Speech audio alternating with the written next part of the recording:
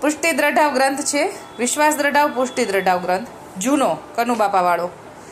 એમાં 48મા પાના નંબર ઉપરથી ફકરો લઉં છું. 47, 48 અને 49 આ ત્રણેય પાના નંબર પરથી વાંચીશ. સમર્પણી વૈષ્ણવે ચિંતા ન કરવી. તેવું શ્રી આચાર્યજીએ કહ્યું છે કે ચિંતા કાપી ન કાર્યા નિવેદિતાત્મભિઃ કદાપિતિ ભગવાનપી પુષ્ટિસ્થો ન કરિષ્યતિ લૌકિકમ જગતિ. જે નિજેચ્છા કરિષ્યતિ એનો અર્થ શ્રી ઠાકોરજીની ઈચ્છામાં આવશે એ જ થશે. સમર્પણ કર્યું એણે ચિંતા કરવી જ નહીં, કારણ કે ચિંતા સકળ દોષની માતા છે. જ્યાં જેની માતા હોય ત્યાં સકલ પરિવાર હોય. વળી કોઈ કહેશે કે સમર્પણ કર્યું એટલે સર્વ ઠાકોરજીનું થયું. ત્યારે લૌકિક કાર્યમાં આવે ત્યારે તે કાર્યમાં દ્રવ્ય કેમ વાપરવું?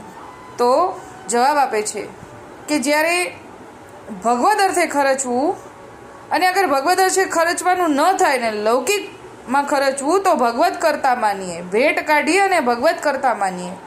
જે ભગવદ ઈચ્છા વિના કશું બનતું નથી તે માટે ચિંતા ન કરવી, સદા આનંદમાં રહેવું. શ્રી ઠાકોરજીને આનંદ ઘણો વાલો છે. આનંદ હોય ત્યારે જાણીએ કે જે શ્રી ઠાકોરજી પધાર્યા એમ જાણવું. પણ પ્રથમ લખ્યું છે જે કારણ સર્વ મનનું છે અને મન શુદ્ધ રાખવું. મન, બધું કારણ મનનું છે. મન તો ચંચળ છે, મન કેમ કરીને સ્થિર રહે? તે સાચું, પણ સાચ કે આગળ ભગવદી થયા છે એમને મન શુદ્ધ રાખ્યું છે. એટલે બધું મનનું કારણ છે.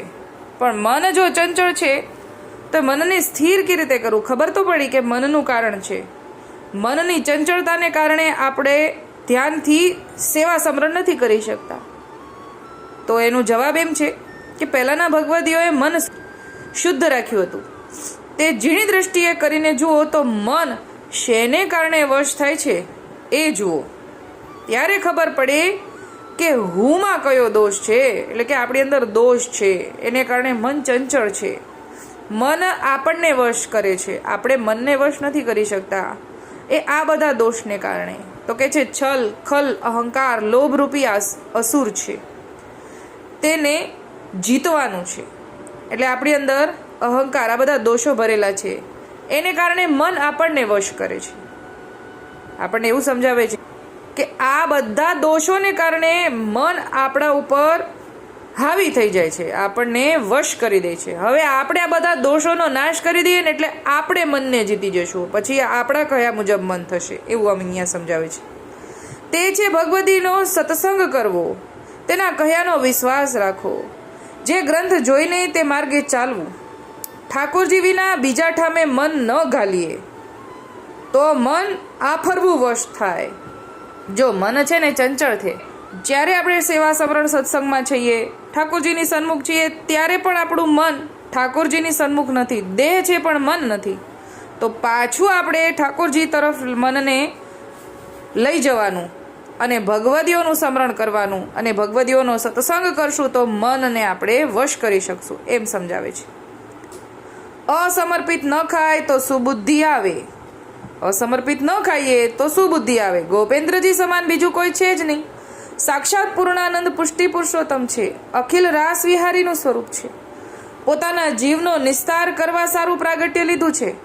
એને મૂકીને બીજા દેવ પર વિશ્વાસ ન રાખીએ તે નિશ્ચય કરીને માનજો. હવે અહીંયા બીજા દેવ પર વિશ્વાસ કરવાની પણ વાત કરી કે બીજા દેવ પર વિશ્વાસ ન કરો. ગોપેન્દ્રજી આપણા ઘરે બિરાજે છે, ઘરના ધણી ઘરમાં બિરાજે છે, તેને મૂકીને બીજું જોવા કે સાંભળવા જાશોમાં જાશો તો શ્રી ઠાકોરજી તમારી સેવા સામગ્રી અંગીકાર નહીં કરે પછી જીવની પાસે શું રહ્યું? એટલે અહીંયા અન્ય દેવી દેવતાને વિશે પણ બીજે મન ન ઘાલે એવી વાત આવી. વળી કોઈક એમ કહેશે કે એવી ટેક કેમ રાખીએ? એટલે હવે માત્ર ઠાકોરજી પતિવ્રતાની ટેક કેમ રાખીએ? તો એની ઉપર કહે છે કે જેમ લૌકિકમાં પુરુષ સ્ત્રીને પરણીને લાવે છે, તે સ્ત્રી પોતાના સ્વામીની આજ્ઞામાં વર્તે છે, તો તે પુરુષ તેને જે જોએ એ વગર માગીએ લાવી આપે છે. તો તે તો જીવ છે, એ એટલું કરે છે તો આ તો પૂર્ણ પુરુષોત્તમ છે. તે કરે તેમાં સંદેહ ન હોય. માટે ગ્રંથ ભટ્ટ કૃષ્ણજી તથા કુરજી ગાંધી તથા હરબાઈ 3 જણ મનીને શ્રીમુખે વચનથી કર્યો છે. આ પુષ્ટિ દ્રઢાવ ગ્રંથ જે કૃષ્ણદાસ ભટ્ટજીનો છે ને એ આ ત્રણેય ભગવદીઓએ મળીને લખ્યો છે. તે શ્રી ગોપેન્દ્રજીની ઈચ્છાથી ભગવદ માર્ગ સંબંધોના અથવંશવાળી નામ દ્રઢાવ શ્રી ગોપેન્દ્રજીના વચનામૃત ઉપરથી લખ્યો છે. ઇતિ શ્રી વંશાવલી નામ દ્રઢાવ ગ્રંથ સંપૂર્ણ. આ ગ્રંથ 1932ના આસો સુધી છઠને મંગળવારે ઉતાર્યો છે. ઉમરળા મધ્યે નિવાસ છે. જ્ઞાતિ ઔદિત્ય બ્રાહ્મણ મેઘજી સુદ કાંજી, જે ગોપેન્દ્રજીના ઢાઢી કહેવાય છે, કાંજી ઢાઢી, એમના પાસેથી રસાબ્દી ગ્રંથ ઉપરથી સુંદર ટીકા લખી છે. તેઓ સંસ્કૃત ભાષાના પૂર્ણ વિદ્વાન હતા. તેમ પોતે પોથીમાં લખે છે અને સમાજમાં તેઓ ગોપેન્દ્રજીના ઢાઢી તરીકે સુવિખ્યાત હતા. ઉમરાળામાં રહેતા હતા અને 114 વર્ષ પહેલાં એમણે આ ગ્રંથ લખેલ છે. ગ્રંથ સંપૂર્ણ.